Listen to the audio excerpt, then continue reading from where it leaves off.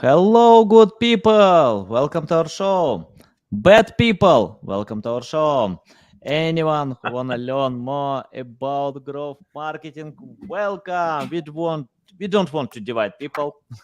We want to share value as much as possible. I'm so excited about to discuss more about growth marketing with Christoph Trappe. How are you? Hey, doing well. Thanks for having me. Nice to see you. Yeah, big pleasure. I know you're active to share value. I often see your content, so I'm so excited to learn more. Christoph, before we start, just tell more about yourself, experience, background, and anything that can help our listeners to learn more about you. Yeah, grew up in journalism, and that's kind of where I started learning how to tell stories, how to connect with audiences, talk about stuff that makes a difference, right? I mean, yes, that is ultimately what journalism is supposed to do. And that's what I did. And then at some point, made the move over into marketing and then content marketing, and of course, growth marketing. And, help companies try to tell better stories, stay in front of their audience, and be relevant. And it's a long-term strategy. It works, it compounds, and it's really exciting to see when companies do it well. There's also a lot of people out there that do it very short-term, short-sighted, right? Let's run one campaign. I mean, how many podcast episodes, Anatoly, do you have by now? Do you know, top of your head? Plus 500, close to 600. Yeah, Yeah. See, close to I need. 600, and it works. Otherwise, you wouldn't do it. But there's a lot of companies that do 10 podcast episodes or three, and they wonder why the strategy didn't work. So I'm very interested, always motivated by trying to figure out what's the right strategy. How do we share better stories? How do we get in front of the right audience all the time, and whatever channel it is that they want to interact on. Maybe I draw the line at TikTok, so I'm probably not going to be dancing on TikTok anytime soon.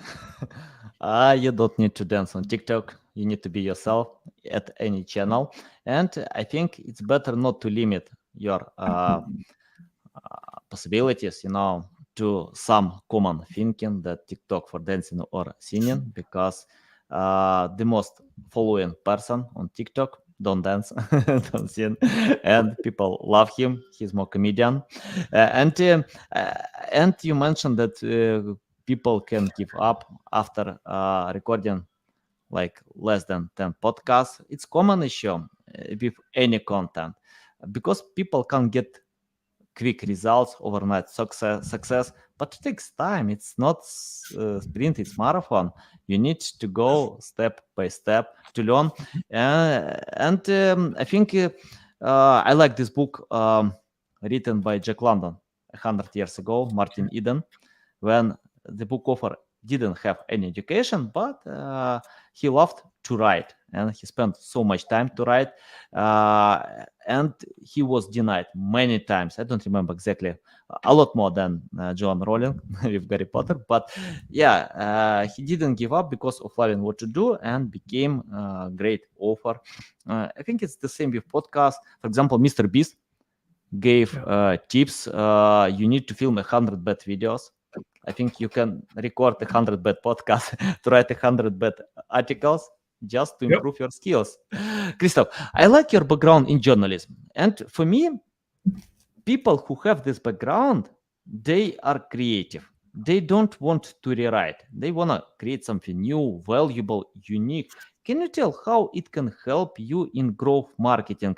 I mean, like this journalism background and how you unite with growth marketing. Yeah, I think journalism certainly can help you, but I think what journalists a lot of times are not thinking about is, they don't measure stuff maybe as much, or maybe they do now. But when I was in journalism, we didn't measure like everything. Like we looked at how many people read an article, but at the end of the day, it's more like, yes, it's about the numbers, but it's different than the numbers when it comes to corporate content strategy or corporate growth marketing. But what journalists really know is how to tell that story, how to frame that story, and then we just have to use a little bit of that. I don't want to say growth hacking, but that strategic analysis of what are the right terms, what should we write about, what do people care about, what's of interest to people, and analyze, and then really dig deep and see what works and what doesn't. The reason, and some journalists today might disagree with me, but the reason I was saying what I was saying is because I still know, I mean, I still see newspapers and they say, well, our most read stories are not the most important things. Do you know what I mean? Like this story that in the traditional sense wasn't as important was the most read thing. Well, it is the most important thing to the audience, right? Otherwise they wouldn't read it. So it's just something to think about is how do you measure the success? How do you measure the performance? When it comes to looking at growth marketing, though, honestly, you were talking about the quick success. I see that as a real problem in lots of industries. And when I think of quick success, when you have a lemonade stand, right? I mean, I just drove by a lemonade stand yesterday. And certainly somebody will stop by every once in a while, buy a 50-cent lemonade, right? But it's not really like you're not building on a strategy, right? If you really wanted to make that lemonade stand go viral or whatever, or go big, like you would have an evolved strategy from just sitting at the street corner, right? You would maybe do like TikToks while you're doing them, or you would invite people to come by. Or if you're really going to be fancy, you're going to do like, run geo-targeted ads, in that area. So people know there's a lemonade stand. I mean, like today, I haven't even left the house today. There could be a lemonade stand next door. And I don't know because I've been here working all day. So it's like, so you want to think about that. There's like short-term things that can work. There's longer-term things that can work. And sometimes I think when we focus too much on only winning this quarter, what about the quarters that are coming the next time around, next year, and so forth. Yeah, nice, nice, great tips. I want to ask about press releases. Yeah, my clients and my company, we use PR for the sake of get brand awareness, to create brand awareness and create backlinks, mentions for our projects. It can help to grow ranking on Google.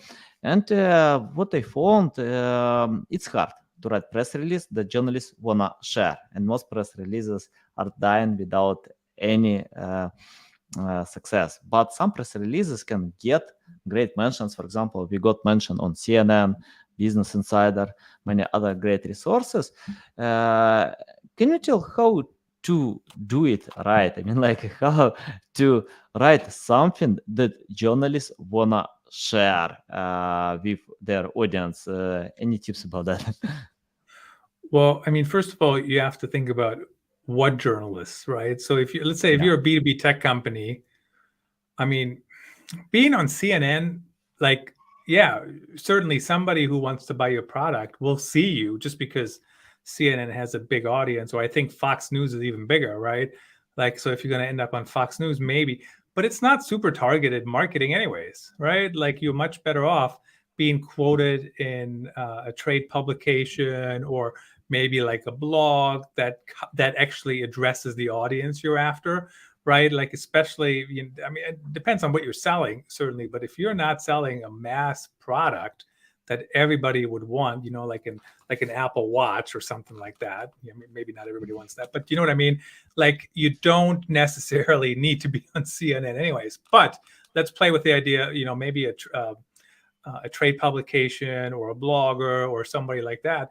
At the end of the day, you have to offer value, right? And you have to figure out how to make it easy for them. So I'll give you an example. You invited me on this show, right? And I'm like, I see your show published all the time. Like it's all the time. Like every other day there's an episode, right? And then I'm like, and then I see people I know, right? I saw Morty on here the other day, and other, I don't remember, maybe Jason Falls was on here. I don't remember, but like I see these names pop up of people I actually know, right? So it's like, yeah, sure, I'll come on the show.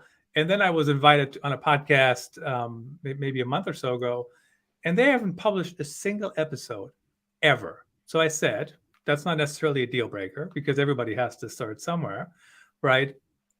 But they said, oh, yeah, we have like 20 episodes in the books and we'll start publishing them at some point here. And I'm like, so why am I talking to you? Do you know what I'm saying? Like, why am I wasting my time? So what I'm saying here is the same is true in reverse for the journalist. you have to make it easy for them. Like if you pitch something and say, hey, I can talk to you about this, or we got a news release or whatever, like you have to be available to talk to them. And you don't write back to them and say, oh, I'll take your questions in writing. Like just answer their questions. Oh my God. It's not an expose. And even if there's some negative things in the story, I mean, depending what it is, like not every negative story is negative for the brand anyways, right? You perhaps remember the Nike ad, that quarterback, what is his name now? I don't remember his name now, the 49ers quarterback, and something with a K. And it was so controversial. I bet you nobody cared at Nike that people thought it was controversial, or that some people thought it was controversial, because Nike's search traffic over Reebok and Adidas went through the roof. Nike is how you pronounce that in Germany, where in Europe, where I grew up, um, and revenues went through the roof. So, do you think they care that some publications said it was controversial? Probably not. Right. But you got to make it easy. You have to make it easy talking to the media. You have to be available. You have to answer their questions correctly, and make it easy to be quoted, right? Talk in sound bites. Yeah, nice. Yeah, love it, love it. I think when it's easy, simple, then it can help a lot. It doesn't matter what kind of content you create or relationships. And I want to ask about your background with content strategy. Once I spoke with webmaster who lost 400,000 traffic because Google dropped his ranking positions, but he didn't lose any sales. Okay. A lot of traffic, and I often see this issue when companies chase high volume. Um, it's hard to get results in high volume keywords or high volume topics because overwhelmed, overpriced, many other companies there. You need to compete with big brands, and even if you find the way to overcome them, it doesn't mean that you can sell your products. Can you tell how to create the right strategy that considers sales funnel, buyer's journey, and can help to sell in the end? Yeah. So I think sometimes this is a very interesting discussion, because it's true sometimes just because your search traffic drops and you're not losing sales. But were the sales coming from the search traffic to begin with, right? That would be my first question to what you just said. Where were the previous sales coming from, right? So like saying sales didn't drop, like, does that mean the sales remained the same from the website, even though search traffic dropped? Yes, What yes. else? Yeah, this website had many different channels to Okay. get traffic, and in this specific case, the website had a tool, and a simple tool, a calculator. When people came to this website to calculate some data, that was about mortgage, but when Google dropped ranking positions with this tool, website still sales still has the same sales. So this tool didn't help at all, to get a lot of traffic. Probably it can help to create brand awareness, many other things, but it doesn't help with sales. So any tips how to create strategy that consider sales funnel? So I think everything comes down to, are you first of all reaching the right audience? That's the number one thing. So how many of those people that you were reaching previously, maybe they weren't even the right audience anyways. Right? Did they do anything else? Was there an update to the calls to action on the website? I think this is a big thing. My favorite story still from over the years is somebody said, this ad is not converting at all. And I said, hey, show me the ad. And the ad didn't even have a call to action on it, right? Like, how do people? I know people should know they can click on a link on a picture, but how do they know what to do? How do they know what to expect if there's no call to action? So it is absolutely true that if you drive the right volume, and even a high volume, the highest volume possible in your specific vertical, and you have the right conversion strategy, that you will drive sales 100%. No doubt in my mind. But the problem on the web is that there's no borders, right? Like, at all. So for example, if I'm targeting this audience over here and I'm writing some content that for some reason ends up in the circle of this audience, guess what? My traffic will go up, right? But it's not the right people. So if all these people all of a sudden go away, your sales will not go down, but your sales will also not go up, right? So it's unfortunately not as simple as looking at just one number, right? You want to look at who are the people, how do they get here, how many times do they also come back, and how is your brand growing over time. So you want to really dive deep into that. And you also want to be realistic over how many people are actually in your market, right?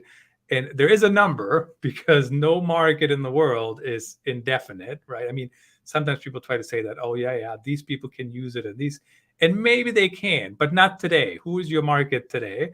And then you figure out how do you reach them and how do you stay in front of them and what's that right number. And if another market dips in, that's okay for a while. It might still help with some of the search metrics and everything, but long term you want to get the right people into the door. Yeah, nice. I open your LinkedIn account because I Mhm. like opening LinkedIn accounts, and I see in your bio content strategies and implementer. Let's talk about implementation. For example, if we have a strategy, and what I see when companies usually add a lot more topics and different types of content than having resources. For example, if someone wants to write 100 articles for their blog, it's hard. It's hard to write even one article. I sometimes can write a few weeks because many other things to do, and that's okay. It's better quality than quantity. Can you tell about implementation? How to choose priorities? For example, we have limited resources, time, money, outsourcing, but how to choose priorities with topics that will bring more results in the end? I have worked with teams 60 people strong, and even they Mhm. didn't have enough people. Even they didn't have enough time. They didn't have enough resources. Everybody always needs more resources. So it doesn't make any difference. Honestly, if you have one person or two people or 12 people, I certainly get it. At some point, you have to add people to do more things and to do different things. But no matter how big your team is, you have to kind of prioritize what needs to be done next, what needs to be done first, and how does everything fit together. No content will ever perform, and I'm going to stand on this soapbox until I die, probably. No content will ever perform if it doesn't get published. The end. Your podcast will not be a success if it doesn't publish episodes. It might also not be a success, but at least you gave the audience a chance, right? So you want to get on that cadence where you publish enough, where you get stuff out the door, and where you also are strategic about it. So yes, content strategy and content implementation, they certainly go together. But at the end of the day, a good strategy without any implementation, it's just garbage. It's just wasted money, right? Like, fantastic. So why did you do a strategy if you're not going to do it? Um, you know, yeah. I mean, it doesn't make any sense to me.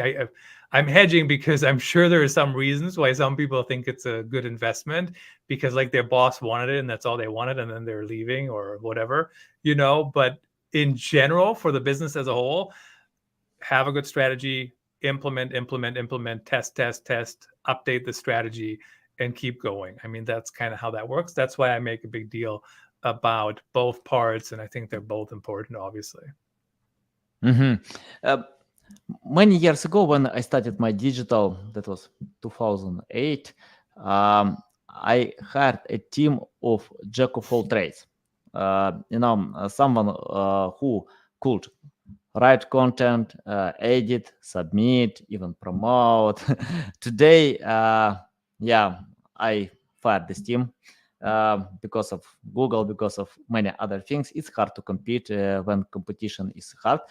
But today we have another team of writers who can write, editors, designers, web developers. Uh, can you tell your methods of managing? If you are talking about content marketing, it's huge. Many different directions, channels, social media, SEO, webinars, a lot. Can you tell how to find the right people to specific channels, and yeah, about management, how to encourage them to create high quality content. Well, I mean, those are two big questions. How do you find the right people? I think it's easier and harder at the same time, right? Because this is another soapbox I'll probably die on, is that, you can have people work remote on a content team. The end. Why do I have to pack up my laptop to go to an office and it's way less comfortable than the chair I'm sitting in right here? And, and then I work there and then I get interrupted all the time. Makes no sense. Like, why? Why? Makes no I get it. You have an open office space and somebody needs to sit there, but it makes no sense from a production standpoint. It's only a reason, right? Because people want people to be there. But you can hire people everywhere, right? Basically, as long as they can do what they're supposed to do. And especially for writers, like there is a certain level of like heads down, don't talk to me, leave me alone, let me work on this kind of thing. That's important. That does matter. So we kind of want to think about that and hire people with that in mind. The job market is, I mean, it's kind of crazy out right now, in my opinion. I mean, I had a job opening, or I have a job opening at GrowGetter for content strategist. And I mean, there was over 200 applicants in just like the first 2 days. Right. So it's kind of crazy if you think about it. Management, I think, it depends on where people are in their career. At the end of the day, you want to enable people to perform well, to get their stuff done, to accomplish what they're trying to accomplish, and give them a hand to do that and collaborate. I think collaboration is more important than ever. Honestly, things change all the time. Everything changes all the time, right? Now we have this AI tool and that AI tool, and I mean, it's like it never stops, right? So you have to kind of figure out what works for you and what doesn't, and be collaborative when it comes to moving things forward. Nice. You mentioned about AI. It's hard to ignore this topic. Simple yesterday, impossible tomorrow. And I spoke with Jeff Coyle, co-founder of Market Muse. Yep. One more great AI tool, and he told me that in the future we will have three companies. The first company will develop AI, the second implement, and third will be obsolete, who can leave the trade.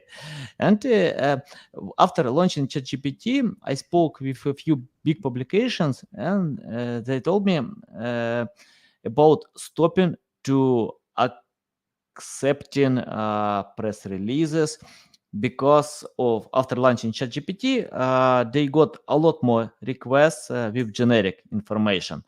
And of course, AI is not the golden button. You need to use it smart. Can you tell how to do it? I mean, like, what kind of prompts to use, how to find the right channel? Because if it's important to have this tool, but how to do it right? Yeah. Well, you know what? For anybody listening, of course, Jeff has a self-interest, right, for AI to be out there because that's what his company does. And they're one of the recommended companies in an article I'm currently writing for the GrowGetter.ii blog. But there is companies, like, it's going to be decades for them to have to care or worry about AI. Trust me. I was actually at a dinner or whatever, or an event a few weeks ago, and somebody said, believe this or not, but they said, hey, did you guys hear about ChatGPT? And this one person goes, what's ChatGPT? Now, this person works in construction, right? So, like, why would he need to know what ChatGPT is? But my point is, and then if you look at like how some people still operate, I mean, I was working with like some city governments recently, and like there's a lot of similarities to how they worked 20 years ago, like for real. Like they send letters. Could you imagine sending letters in the mail to people? Like, what's wrong with email, right? Or like when you have to sign something, you have to go out there and you have to sign it on paper, right? If that was actually a thing to have to sign everything on paper, I would never sign anything, right? But like you can use DocuSign, you can use Sign Easy on the iPad, all those different things. So my point is that while I use AI daily, and I think Jeff has a point that it's going, I mean, like anybody who says it's going to keep taking off, I mean, it's already taken off. There's going to be some places where it's not going to, penetrate those markets. anytime soon. I mean, I'll give you this example. Why? How does the flight attendant? How would AI impact the flight attendant? How would AI impact the person flagging cars on the construction site on a road? You know, how will AI impact?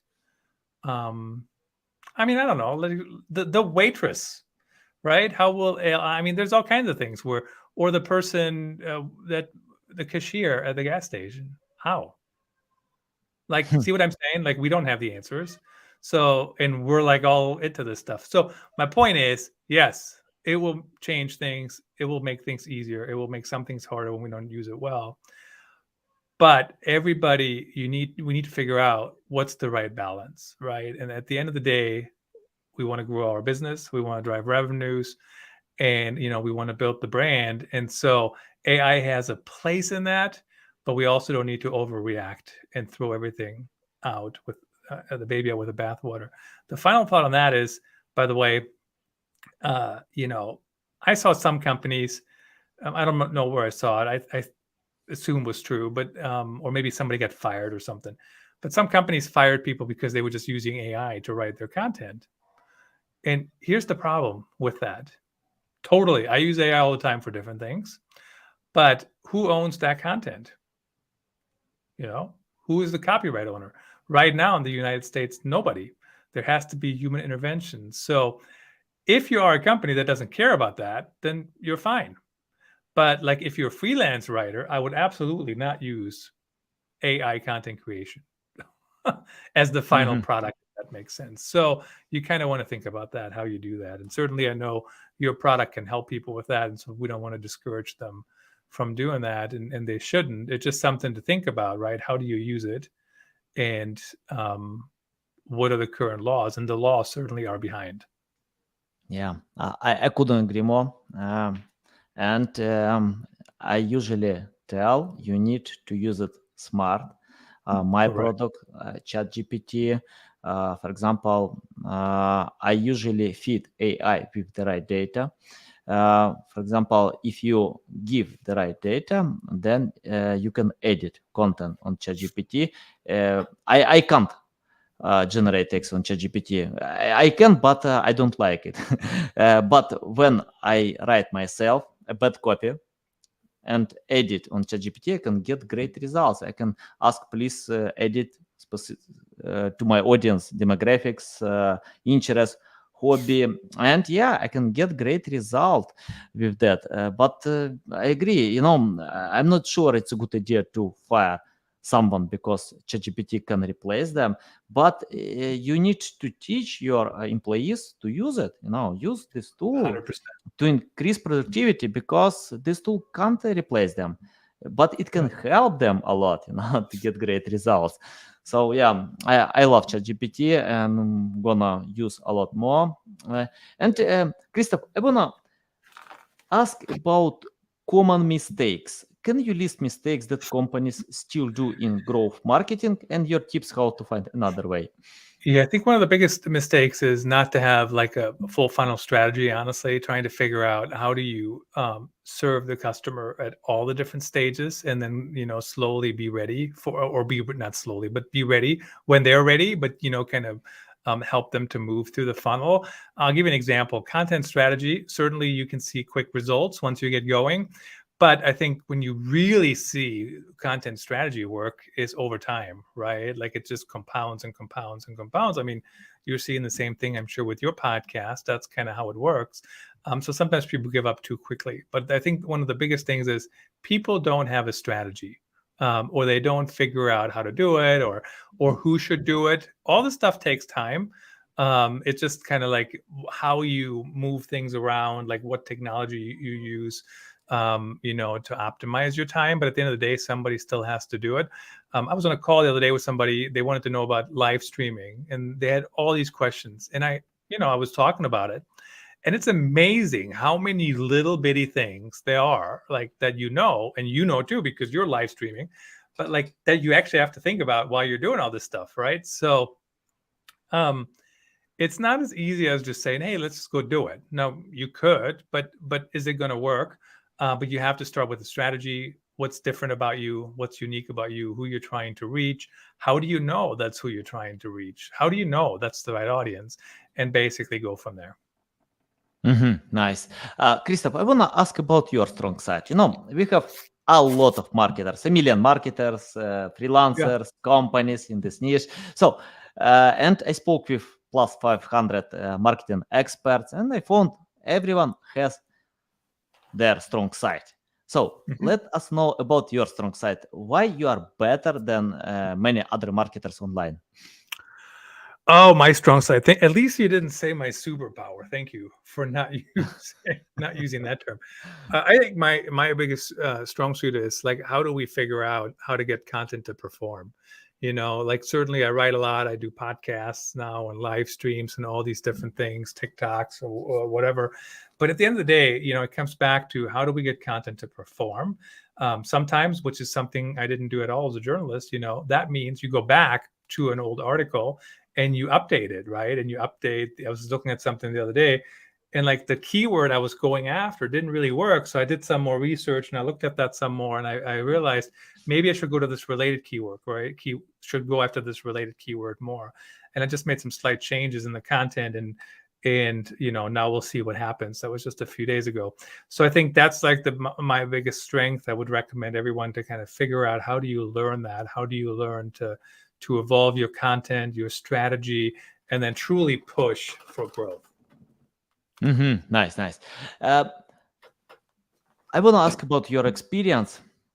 What I found that we usually get great results with clients, companies who understand SEO. If they understand, then we know why we need to create high quality content, what kind of content to create, why it's important to think more about traffic value than getting more traffic, many different things.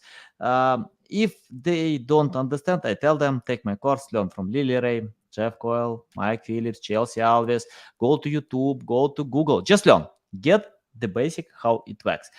Let's imagine you started today from scratch without any experience, knowledge, skills, forget about your journalist background, anything, completely from scratch. What will you do today to learn more about growth marketing if you need to get the basic? Well, I mean, that's a big tall order. I mean, if you were to prioritize at the end of the day, you have to start understanding audiences, right? I mean, I like to say you would learn how to write first, but writing doesn't do you any good if you don't understand the audience, right? So, like, I Mhm. mean, people can write something that's a really well written piece of content, but if it's not for the right audience, who cares? Doesn't make any difference. So, you really want to learn first, understanding your audience, understanding who you're trying to reach, what's the unique differentiator, and all those different things. And then as the next step, it's really important to know how to frame those messages. And really everything does come back to writing to an extent, right? Because if people can't figure out what you're talking about, or like, or even pay attention. I mean, sometimes it's not even like, people, it's not like people aren't, um, they didn't, it's not like they didn't get the message. They didn't even see the message because the way it was presented, it was in a way that doesn't even, like, it wasn't appealing to them. I mean, I just got an email the other day. It was one big long paragraph, and I'm like, who is going to read this? Like, what happened to paragraph breaks? What happened to bullet points? All these different things. So it's just something to think about. Is all those things go hand in hand, but all the SEO tricks, all the dashboards in the world, all the social media trends, whatever you want to call it, they're all worthless if you don't know who your audience is and why you want to reach them. So really start there, trying to figure out, where's your place in the market, basically. Yeah, I agree. I think audience people are impatient to get what they want to get.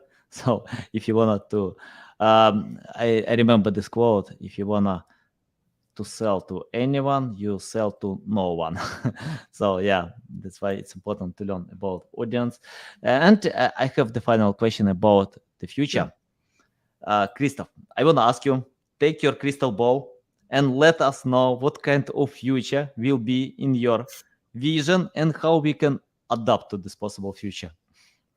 Yeah, so I think, everything is so competitive, honestly, nowadays that uh, companies will have to go past the whole just hammering people with email, just hammering people with stuff, and really figure out how do you build that community? How do you build the relationship? So when people talk about you, people know you because of, some good experience. It's not, they don't just know you because you sent them 1,200 emails. So really and you can still send emails, even building a community, but you want to build that relationship, always be relevant. One of my favorite examples on that is, I mean, and I know these emails work. I've seen the numbers, or they used to work. Who knows if they still work, but like those, hey, I'm just checking in, blah blah blah, and they're like I get 12 emails like that every day, and I'm like, or did you read my last email? And I'm like, I'm not scrolling down, I obviously didn't see it. But if you share something of value, right, that's when people pay attention. That's when people build that relationship. So I think that's where growth marketing will head down the road here, to really build those relationships and then grow businesses, because you have you have people, um, you know people know about you. Yep.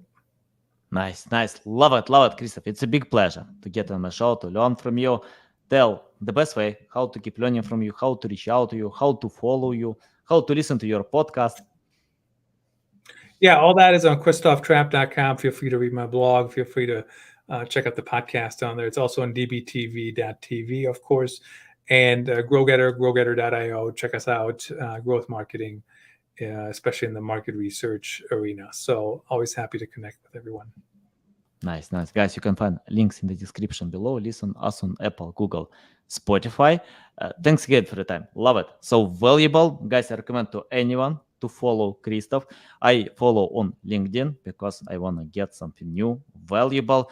You can follow on other social media accounts, channels, open website, reach out to Christoph and tell that you found this podcast. Yeah, thanks again. See you next time.